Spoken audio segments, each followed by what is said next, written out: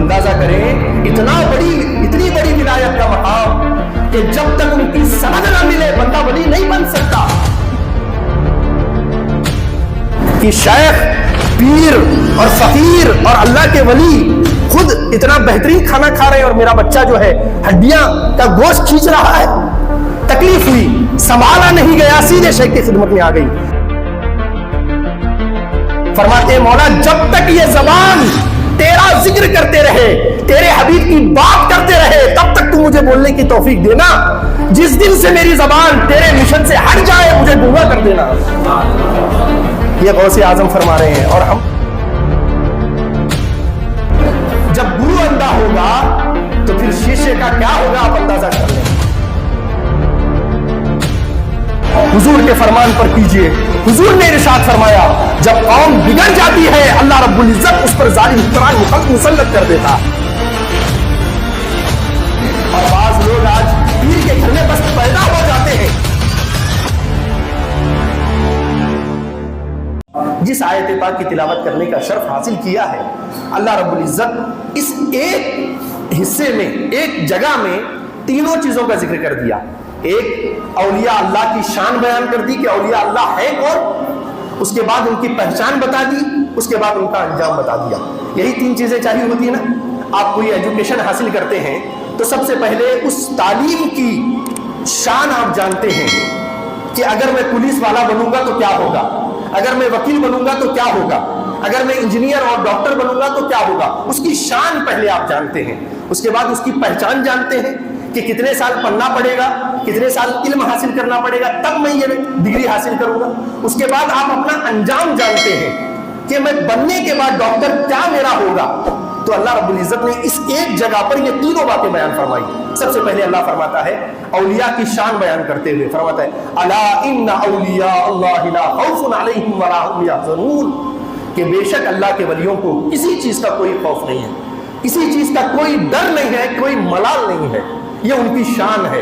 ہر کوئی ڈر رہا ہے، نقصان سے ڈر رہا ہے، کوئی فائدے کی فکر کر رہا ہے، کوئی کسی کے مرنے پر افسوس کر رہا ہے، کوئی کسی کی پیدائش کی امید کر رہا ہے.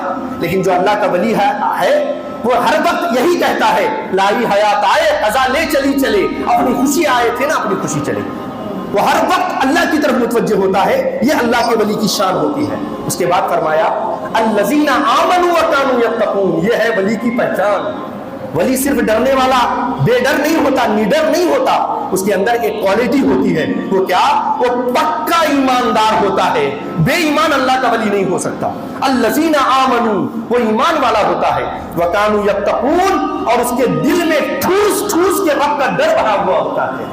نیڈر اللہ کا، وہ دنیا سے بے خوف ہوتا ہے لیکن اللہ کا سب سے زیادہ خوف اس کے اندر ہوتا ہے. جس کی 11ویں ہم مناتے ہیں، جس کا نام ہم لیتے ہیں، جسے غوث اعظم کہتے ہیں، جس کی بخشش کی امید رکھتے ہیں اور جس کے وسیلے سے اللہ کی بارگاہ میں دعائیں کرتے ہیں، ذرا ان کا تقویٰ دیکھیے. حضرت شیخ سعدی فرماتے ہیں، توجہ سے سنیے گا. حضرت شیخ سعدی فرماتے ہیں خانہ کعبہ ہے، لوگ طواف کرنے میں مصروف ہیں خانہ کعبہ کے. ایک شخص اپنے سر پہ رومال ڈالے ہوئے خانہ کعبہ کے سامنے ہے اور خانہ کعبہ کی غلاف کو تھامے زاروں قطار رو رہا ہے، زاروں قطار رو رہا ہے. اور اتنا رو رہا ہے کہ لوگ اپنا طواف چھوڑ کر اسے دیکھ رہے ہیں. اتنا رو رہا ہے وہ شخص اور کہہ رہا ہے مولا میرے گناہوں کو معاف فرما، میری خطاؤں کو درگزر فرما، میں نے اپنی ساری زندگی تجھے ناراض کرنے والا کام کیا ہے، مولا مجھے معاف فرما. اور آگے کہتا ہے وہ شخص اگر مجھے معاف تو نہیں کرتا اگر تو مجھے معاف تو کم سے کم قیامت کے دن مجھے اندھا اٹھانا تاکہ میں تیرے روبرو تیرا سامنا نہ کر سکوں، مجھے اندھا اٹھانا. ایسا گڑ گڑا کے وہ بندہ دعا کر رہا ہے. لوگ اپنی دعائیں چھوڑ کر اس کی طرف متوجہ ہیں، لوگ اپنی دعائیں بھول گئے اس کے لیے دعائیں کر رہے ہیں. آپ میں سے جس شخص نے عمرہ یا حج کیا ہوگا اس نے دیکھا ہوگا بعض لوگ خانہ کعبہ کے سامنے اتنا روتے ہیں، اتنا گریا وہ جاری کرتے ہیں کہ لوگوں کو اپنی دعا کی خبر نہیں رہتی، اسے دیکھتے رہتے لوگ. تو وہ بندہ بھی اس طرح اللہ کی بارگاہ میں دعا کر رہا تھا، توبہ کر رہا تھا کہ مولا میری خطاؤں کو معاف فرما، اور اگر تو مجھے نہیں معاف کرتا تو قیامت کے دن مجھے اندھا اٹھانا. فرماتے ایک اللہ کے ولی وہیں کھڑے تھے، ان کے دل میں جستجو پیدا ہوئی کہ یہ بندہ کون ہے اتنا رو رہا ہے. اب وہ شخص وہاں سے اٹھا آگے جانے لگا. وہ فرماتے ہیں کہ مجھے جستجو پیدا ہوئی کہ میں اسے تسلی دے دوں کہ اللہ بڑا کریم ہے، اس کے پیچھے پیچھے پہنچے، کہا کہ اے اللہ کے بندے، اللہ کی امید، اللہ کی رحمت سے نا امید مت ہونا، لا تقنطوا من رحمت اللہ، اللہ کی رحمت سے کبھی نا امید نہ ہونا، اللہ تیرے سارے گناہوں کو بخش دے گا۔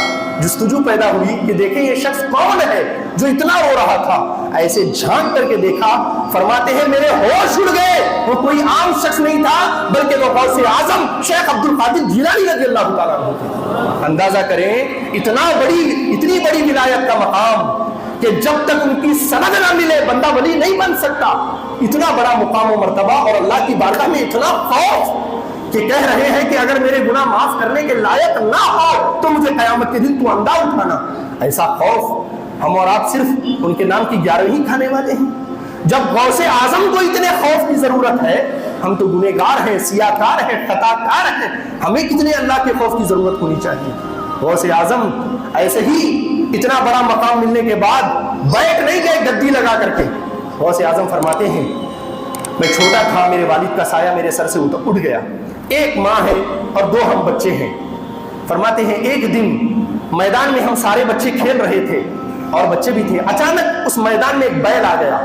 آپ نے دیکھا ہوگا جب بیل بچوں کو ملتا ہے لوگ بچے اس کے پیچھے کس طرح لگ جاتے ہیں، تو فرماتے ہیں سارے بچے اس بیل کے پیچھے لگ گئے، اس کی کوئی پونچھ پکڑنے لگا، اسے کوئی مارنے لگا، وہ بیل بھاگ رہا ہے، بچے بھی پیچھے بھاگ رہے ہیں۔ غوث اعظم خود فرماتے ہیں میں بھی اس کے پیچھے لگ گیا، چھوٹا تھا اس کے پیچھے لگ گیا۔ فرماتے ہیں جیسے ہی میں نے بیل کی پونچھ پکڑی تو بیل رک گیا اور میری طرف متوجہ ہوا۔ اس نے کہا عبد القادر یہ سب بچے کرتے ہیں تو ٹھیک ہے، لیکن تم تو یہ کام نہ کرو کیونکہ اللہ نے تمہیں اس کام کے لیے نہیں پیدا فرمایا۔ غوث اعظم فرماتے ہیں میرے ہوش اڑ گئے، بیل کو باتیں کرتے ہوئے سن کے میرے دل پہ دہشت طاری ہو گئی۔ فرماتے ہیں میں وہیں سے فوراً گھر کی طرف آیا۔ فرماتے جیسے ہی گھر آیا میں سن رہا ہوں لبیک اللہم لبیک لبیک لا شریک لک لبیک ان الحمد والنعمت لک والملک لا شریک لک۔ ایک تلبیہ کی آواز زور زور سے کانوں میں آنے لگی۔ فرمایا میں بے چین ہو گیا کہ یہ آواز کہاں سے آ رہی ہے، ڈھونڈتے ڈھونڈتے گھر کی چھت پہ پہنچا۔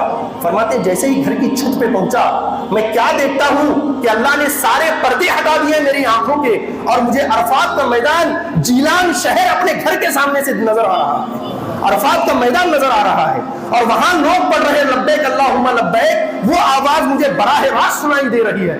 فرمایا میں پہلے ہی ڈرا ہوا تھا بیل کی آواز سے، مجھے اور دہشت ہوئی۔ فرمایا میں سیدھے اپنی ماں کی خدمت میں آیا، ماں کے پاس آیا اور میں نے ماں کو سارا واقعہ بتایا کہ میرے ساتھ ایسے گزرا ہے۔ ماں نے کھنڈی آہ بھری، کہا بیٹا میں پہلے سے جانتی ہوں تو کوئی عام بچہ نہیں ہے، تیری پیدائش کے وقت ہی سے مجھے بڑی بشارتیں دی گئی ہیں۔ اب ماں نے بچے کا ہاتھ پکڑا شیخ کا اور ایک حجرے میں لے کر آئی، وہاں ایک صندوق کھولا، اس میں سونے کی 80 اشرفیاں تھیں۔ فرمایا بیٹا تم جانتے ہو تمہارے والد نہیں ہیں اور میں عورت ذات، تمہارا بھائی بہت چھوٹا ہے، میں تمہارے پیچھے نہیں آ سکتی، ایک کام کرو یہ اشرفیاں ہیں، اس میں سے 40 اشرفیاں تمہارے ہیں، 40 اشرفیاں تمہارے بھائی کے ہیں، یہ میں تمہیں دیتی ہوں، تم بغداد شہر چلے جاؤ اور وہاں جا کر علم دین حاصل کرنا، اپنے نانا کے دین کا علم حاصل کرنا۔ اب چنانچہ غوث اعظم شیخ عبد القادر جیلانی اپنے ماں کو چھوڑ کر، اپنے گھر بار کو چھوڑ کر اور اپنے رشتہ داروں عزیز و اقارب کو چھوڑ کر، سب کو چھوڑ کر اس چھوٹی سی عمر میں علم دین حاصل کرنے کے لیے جا رہے ہیں۔ کس لیے جا رہے ہیں؟ دعوت کھانے کے لیے، شادی اٹینڈ کرنے کے لیے، پارٹی یا پکنک منانے کے لیے نہیں، صرف علم مصطفیٰ حاصل کرنے کے لیے۔ اب ذرا وہ لوگ غور کریں، غوث اعظم علم حاصل کرنے جا رہے ہیں اور بعض لوگ آج پیر کے گھر میں بس پیدا ہو جاتے ہیں، کسی مجاور کے گھر میں جنم لے لیتے ہیں تو وہ سوچتے ہیں کہ ہم علم لدنی والے ہیں، پورا علم لے کر پیدا ہوئے ہیں، ہم کسی مدرسے میں ہمیں جانے کی ضرورت نہیں۔ ذرا سوچیں غوث اعظم حسنی حسینی سید ہو کر، مادر زاد ولی ہو کر پھر بھی علم مصطفیٰ حاصل کرنے کے لیے اپنے ماں کو، گھر کو، اپنے عزیز و اقارب کو چھوڑ کر کے بغداد شہر جا رہے ہیں اور 12 سال تعلیم حاصل کر رہے ہیں، تو ہم اور آپ کون سی کھیتی گھاس ہیں کہ ہمیں علم مصطفیٰ کی ضرورت نہیں؟ تو ذرا سوچیں جب ایسے لوگ پیر بن کر کے بیٹھیں گے اپنے ابا کی گدی پر، جب تک ابا زندہ تھے دین سے کوئی سروکار نہیں تھا، جنس بھی چل رہی تھی، داڑھی بھی نہیں تھی اور ساری دنیا کی موت چل رہی تھی، جیسے ہی ابا کی سیٹ خالی ہوئی اب حضرت آ کر اس پہ بیٹھ گئے۔ سب سے بڑی کمی ہماری ہے ہم علاج کرانے سے پہلے، اپنی سرجری کرانے سے پہلے 10 لوگوں سے پوچھتے ہیں کہ کون سب سے بہترین سرجن ہے. اپنا گھر بنانے سے پہلے 10 انجینئروں سے مشورہ لیتے ہیں، تب اپنے گھر کا کام اسے دیتے ہیں. اپنے بچے کو تعلیمی اسکول میں داخلہ کرانے سے پہلے 10 جگہ پوچھتے ہیں کہ کہاں تعلیم اچھی ہوتی ہے، تب اپنے بچے کا داخلہ کراتے ہیں. میرے بھائی، کیا ہمارے نظر میں پیری مریدی کی اتنی بھی اہمیت نہیں رہ گئی، دین کی اتنی بھی اہمیت نہیں رہ گئی جتنی گھر کی اہمیت ہے، اپنے علاج کی اہمیت ہے، اپنے بچے کی تعلیم کی اہمیت ہے؟ تو جتنی پنچایت، جتنا کھوج بیج ہم اپنا گھر بنانے میں کرتے ہیں، اپنا علاج بنانے میں کرتے ہیں، علاج کرانے میں کرتے ہیں، اس سے کہیں زیادہ ہمیں غور و فکر اپنا دینی پیشوا بنانے میں کرنا چاہیے. جس دن ہم صحیح ہاتھوں میں اپنا ہاتھ دینے لگیں گے، جس دن ہم صحیح امام بنانے لگ جائیں گے، جس دن ہم صحیح پیر بنانے لگ جائیں گے، اس دن قوم مسلم کا مقدر سنورتا ہوا نظر آئے گا. جب گرو اندھا ہوگا تو پھر شیشے کا کیا ہوگا آپ اندازہ کر لیں. تو یہ سب سے امپورٹنٹ بات ہے. غوث اعظم علم دین حاصل کرنے کے لیے جا رہے ہیں، یعنی مادر زاد ولی کو بھی علم دین کی ضرورت ہے. تو ہمیں اور آپ کو کس قدر ضرورت ہوگی. اب علم حاصل کرنے کے لیے نکلتے ہیں. واقعہ آپ نے بہت سنا ہوگا، مجھے واقعہ سنانا مقصود نہیں ہے، اس کی روحانیت کو بتانا مقصود ہے. ڈاکوؤں نے حملہ کیا، تلاشی لی، پوچھا کیا ہے، سب بتا دیا. حیران ہے ڈاکو، حیران ہے کہ بھائی ہر کوئی چھپاتا ہے، تم بتا رہے ہو. کہا اس لیے کہ میری ماں نے مجھ سے کہا ہے کہ تو چھوٹے موٹے خاندان سے تعلق رکھنے والا نہیں ہے، تیرا تعلق محمد عربی صلی اللہ علیہ وسلم سے ہے، اس لیے کبھی بھی تیری زبان سے جھوٹ نہیں نکلنا چاہیے. تو میں سچ کہہ رہا ہوں، اپنی ماں کی بات پہ عمل کر رہا ہوں. اب غوث اعظم نے کوئی سیمینار نہیں کیا، کوئی بہت بڑا پروگرام نہیں کیا، بہت بڑا بینر نہیں چھاپا، اور بہت 100-200 پیج کی کتاب نہیں چھاپی، بہت تبلیغ نہیں کی. صرف اللہ اور اس کے رسول کے فرامین پہ عمل کیا، اپنی ماں کے نصیحت پر عمل کیا. تو 40 ڈاکو بغیر کسی تحریر کے ایمان میں داخل ہو گئے. جب تک ہم اپنے کردار سے دین پیش کر رہے تھے، ہر جگہ دین پھیل رہا تھا. اور جب سے مولویوں نے، ہم جیسے مولویوں نے اپنی زبان کو ذریعہ بنا لیا، اس دن سے دین کو اب پھیلنا رک ہو گیا، رکتا چلا گیا. اس کی سب سے بڑی دلیل ہے شہنشاہ ہندوستان حضرت خواجہ غریب نواز رضی اللہ تعالیٰ عنہ ہندوستان میں آئے. کیا جانتے تھے ہندی؟ کیا جانتے تھے سنسکرت؟ نہیں. یہاں کی 2 زبانیں تھی، ہندی، اردو یا سنسکرت، اور ان کی زبان تھی عربی اور فارسی. اس کے علاوہ ان کی کوئی زبان نہیں تھی. مجھے آپ امریکہ بھیج دیں، بہت اچھی آپ تقریر کرتے ہیں، امریکہ چلے جائیں، میں وہاں جا کے کیا کروں گا؟ چنا بیچوں گا. کیونکہ جب مجھے آتی ہی نہیں زبان تو میں کیا دین پیش کروں گا؟ کیوں؟ اس لیے کہ میں زبان کا محتاج ہوں. لیکن جو مصطفیٰ جان رحمت کا غلام ہوتا ہے وہ زبان کا محتاج نہیں ہوتا، وہ اپنے کردار سے دین پیش کر دیا کرتا ہے. وہ اپنے کردار سے دین پیش کر دیا کرتا ہے. بغیر زبان کو جانے، بغیر زبان کا سہارا لیے خواجہ غریب نواز نے 90 لاکھ لوگوں کو مسلمان بنا دیا. ہم جس دن یہ کردار اپنے اندر آزما لیں گے، اپنے اندر سما لیں گے، اور جب تک وہ جیسے جس نقشے قدم پہ چلتے تھے اس نقشے قدم پہ چلنے والے نہیں بنیں گے، تب تک انقلاب برپا نہیں ہو سکتا. ہم واقعات سن کر، کرامتیں سن کر اپنے کانوں کا چسکا تو پورا کر سکتے ہیں، اپنی دین کی ضرورت کو نہیں پورا کر سکتے. اگر خواجہ غریب نواز نے ایک اشارے سے انا ساگر کے پانی کو ایک کٹورے میں بھر لیا، ان کا کمال تھا، ہمارا ان پر ایمان ہے. لیکن ہمیں کیا حاصل ہوگا؟ ہمیں وہ کوالٹی پیدا کرنا ہے کہ جس کے صدقے سے اللہ رب العزت اپنے بندے کی دعا کو قبول کر لیتا ہے، اور جو وہ کہتا ہے اللہ وہ بنا دیتا ہے. اسی لیے علامہ اقبال نے کہا کہ محمد سے وفا تونے تو ہم تیرے ہیں، یہ جہاں چیز ہے کیا لوح و قلم تیرے ہیں. تو بس مصطفیٰ جان رحمت کا غلام بن کے دیکھ، تو مصطفیٰ جان رحمت کی غلامی میں آ کے دیکھ، پھر تیرے فیصلے یوگی یا مودی نہیں کریں گے، تیرے فیصلے عرش پہ کیے جائیں گے. تیرے تقدیر کے فیصلے کوئی BJP RSS نہیں کرے گی. ہم کون سا رونا رو رہے ہیں؟ ہم کون سا رونا رو رہے ہیں؟ یہ تو وہی بات ہوئی جب ہم کتے کو پتھر مارتے ہیں. کتا کتنا عقل مند ہے. کبھی کتے کو آپ نے دیکھا ہے پتھر مار کے کہ وہ کتا پتھر کے پیچھے دوڑ کے گیا ہو؟ کبھی گیا ہے؟ نہیں. وہ ہمیشہ کس کے پاس آتا ہے؟ مارنے والے کے پاس آتا ہے، پتھر کے پیچھے کبھی نہیں جاتا. کیوں؟ اسے پتا ہے یہ پتھر اپنی مرضی سے نہیں لگا، یہ پتھر کے اندر طاقت نہیں ہے کہ مجھے تکلیف پہنچا سکے، اس کا کوئی مارنے والا ہے، اس نے مجھے تکلیف دی ہے، وہ سیدھے اس کے پاس آتا ہے. اور ہم کتنے نادان ہیں، ہم کتنے نادان ہیں. کوئی تکلیف پہنچتی ہے ہم تکلیف میں گر کے رہ جاتے ہیں، تکلیف دینے والے کے طرف ہماری نظر نہیں ہوتی. یہ حکومت بری آ گئی، ہم اسی کے پیچھے، ہماری پوری نمازیں بھی جا رہی ہیں چاہ کے اڈے پہ، وہی ایسے لگ رہا ہے جیسے کہ اگلے پرائم منسٹر ہم ہی بننے والے ہیں. اتنی پنچایتیں ہماری ہوتی ہیں. لیکن توجہ حضور کے فرمان پر کیجئے. حضور نے ارشاد فرمایا جب قوم بگڑ جاتی ہے اللہ رب العزت اس پر ظالم حکمران مسلط کر دیتا ہے، اس پر ظالم حکومت مسلط کر دیتا ہے. کیا ہمارے اعمال بگڑے نہیں ہیں؟ کیا ہمارا کردار بگڑا نہیں ہے؟ ہم صرف نماز میں دعا کے لیے کہتے ہیں مولا اتحاد عطا فرما، اتفاق عطا فرما، صرف دعا کے لیے کہتے ہیں. پوری تقریر افتراق کی کرتے ہیں، پوری تقریر اختلاف کی کرتے ہیں، لاسٹ میں 2 لفظ دعا کے کر دیتے مولا اتحاد عطا فرما. مولوی صاحب پوری تقریر 1 گھنٹے کی آپ نے اختلاف کیا اور 2 جملوں سے آپ سوچتے ہیں کہ ان کے دل مل جائیں گے. پہلے 1 گھنٹہ لوگوں کے دلوں میں محبت پیدا کرنے کی باتیں کیجئے، اللہ کی طرف لانے کی باتیں کیجئے، مصطفیٰ کی غلامی کا جو ہے نشہ ان کے دلوں میں اتارنے کی باتیں کیجئے، اس کے بعد دعا کیجئے، تب اللہ قبول فرمائے گا.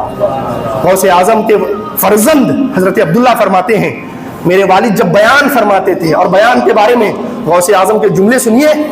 غوث اعظم فرماتے ہیں مولا میں گونگا تھا، مجھے بولنے کا شعور نہیں تھا، تو نے مجھے بولنے کا شعور عطا فرمایا. غوث اعظم فرماتے ہیں کیونکہ غوث اعظم ایک لمبی عمر تک بیان نہیں کرتے تھے، ان کو آتا ہی نہیں تھا لوگوں کے سامنے کھڑے ہو کر بیان کرنا.